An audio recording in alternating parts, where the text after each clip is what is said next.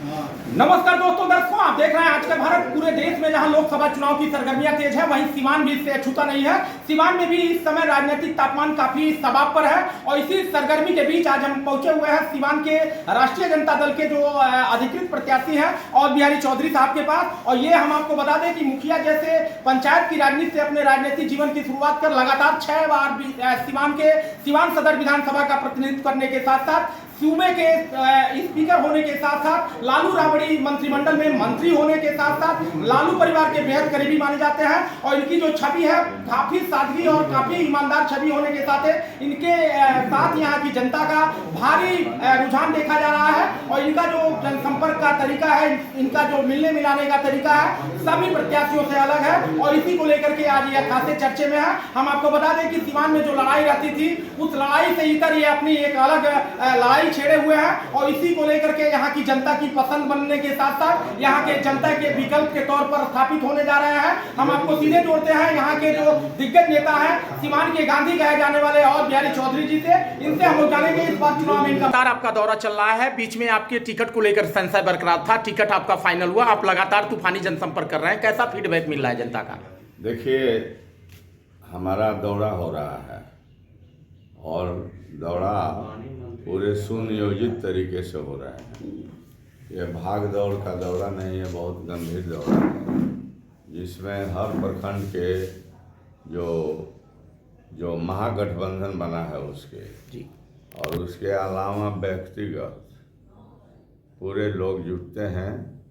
अब महागठबंधन है तो उसके पार्टी के नेता लोगों को स्वाभाविक है कि आना ही है, तो अपने अपने कार्यकर्ताओं के बातों को सुनना और उनको भी रास्ता बतलाना, मार्गदर्शन देने का काम हो रहा है।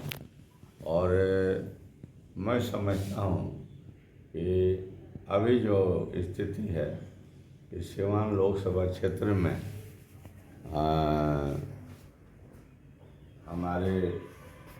हमारा जो अनुभव है कह रहा है कि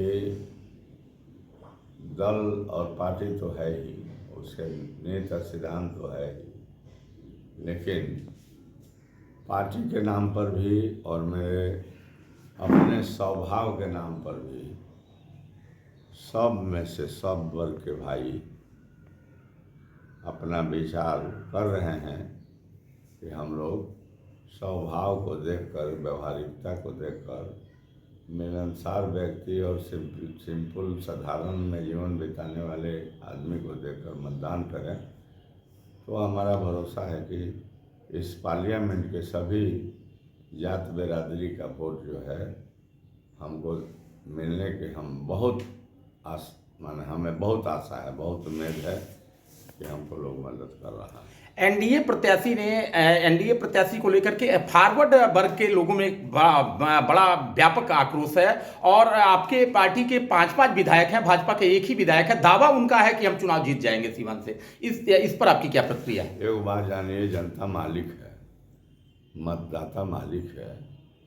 हमको नेता जनता वोट देकर जिताती है और हम वोट दे करके अकेले हम यह नहीं कह सकते हैं कि हम एमपी या एमएलए हो गए हैं तो हम जिसको चाहेंगे वही जीत जाएगा।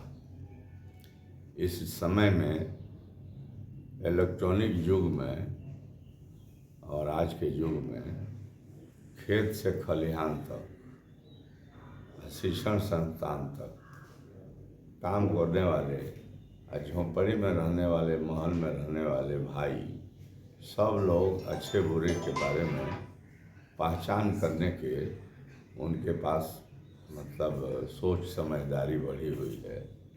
इसलिए मैंने कोई एक व्यक्ति कहता हो, हम उसको के बारे में कुछ नहीं कहना चाहते हैं, लेकिन जनता जिसको चाहेगी जिताएगी, या जनता जिसको चाहेगी उसको न मतदान देकर उसको नहीं बनने देगी। सीवान में मुद्दा आपका क्या है इस बार? सीवान चूंकि अपराध और अपराधियों से काफी त्रस्त रहा है, सुरक्षा यहाँ बड़ा सवाल रहता था, तो आप इस मुद्दे पर आपका मुद्दा क्या है इस बार? हमारा मुद्दा है शांति, सद्भावना, आपसी भाईचारा को मजबूत करना और सिवान के सर्वांगीण विकास करना और सब वर्ग के भाइयों को लेकर चलना और यहाँ के विकास की गति किसी कारणवश रुकी हुई है। बड़े बड़े कार्यों को मैंने तो बहुत बड़ा बड़ा कार्य किया है इस राज्य में रह करके, लेकिन कुछ ऐसे बड़े बड़े कार्य हैं जो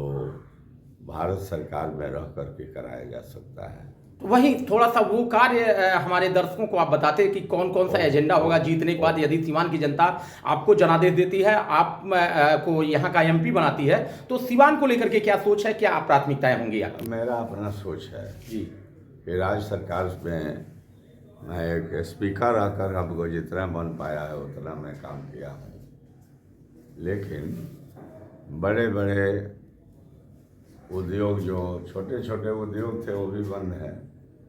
तो उद्योग जहाँ नहीं रहेंगे वहाँ बेरोजगारी बढ़ेगी। तो प्रयास हमारा रहेगा ताकि यहाँ पर बेरोजगारी दूर करने के लिए कुछ उद्योग धंधे लगवाने के लिए प्रयास किया जाए।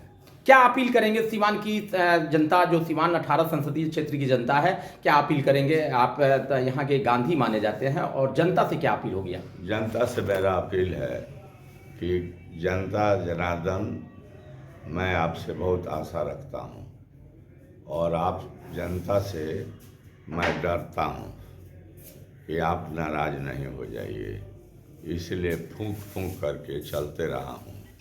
और आज भी आप मालिक हैं, संशय मन में मत रखिए। हम सबके हैं और सबके काम करेंगे। हमें समाज को बांटना नहीं है, हमको जोड़ना है और सभी वर्ग के भाइयों को ले करके दुख सुख में काम करना है। तो संशय में न रहे कोई कि क्या होगा नहीं होगा। मैं तो साफ कहता हूँ कि हम किसी को साथ नहीं छोड़ेंगे और किसी के साथ गलत हमारा सोच नहीं रहेगा। सबको मान सम्मान एक समान देंगे और उनके दुख सुख के साथी बनेंगे। तो आइए सिवान के मतदाता भाई, सभी मतदाता भाई, माता बहनों, छात्र नौजवानों, किसान मजदूरों, सब लोग, सभी वर्ग के भाई, हमें अवसर दीजिए, मुझे लोकसभा में भेजिए। मैं यहाँ के समस्या को जुझारूपन तरीके से नियम कानून में प्रक्रिया। सिसवन रेलवे ढाला को बिहार से मैंने सब कुछ करा उरा कर भेज दिया और इसके लिए हम स्पीकर रहते हुए गोरखपुर में गए थे और डीएम के सर्किट हाउस में ठहरे और बनारस से लेकर सिवान चारों तरफ के रेल के अफसरों को बनाए, इसलिए कि राज्य सरकार से मैंने करा दिया। और bridge construction corporation Bihar agency है और स्टेट शेयर जो है ये हम यहाँ से रिलीज करवा दिए, लेकिन सेंट्रल से जो शेयर मिलता है उसके लिए लगता है कि जीएम के यहाँ से रेलवे बोर्ड दिल्ली में वो भेजा गया है कि सेंट्रल शेयर अपना रिलीज कर दे। तो कोई काम बाकी नहीं है। सिसवन रेल ढाला का काम परसों से लग गया है। तो अब तो हम भाई बिहार में तो हम थे, लेकिन दिल्ली में हम नहीं थे। तो माननीय जो हम लोगों के सांसद थी उससे भी हमसे बातचीत हुई थी और भी प्रयास कर रही थी। हमने कहा कि एक धक्का मार दीजिएगा, आप एमपी हैं तो ये काम हो जाएगा। उसने वादा की थी, लेकिन चुनाव आ गया, वहाँ जाकर पेंडिंग पड़ा हुआ है। खाली शेयर दे दे कि जितना उनको देना है उतना रुपया वो रिलीज कर दें। चुनाव यदि अवध बिहारी चौधरी जीतते हैं तो सिसवन ढाला का काम युद्ध स्तर पर शुरू होगा। मैं चुनाव जीतूंगा तो सिसवन ढाला के काम को कराना प्रथम प्राथमिकता रहेगी।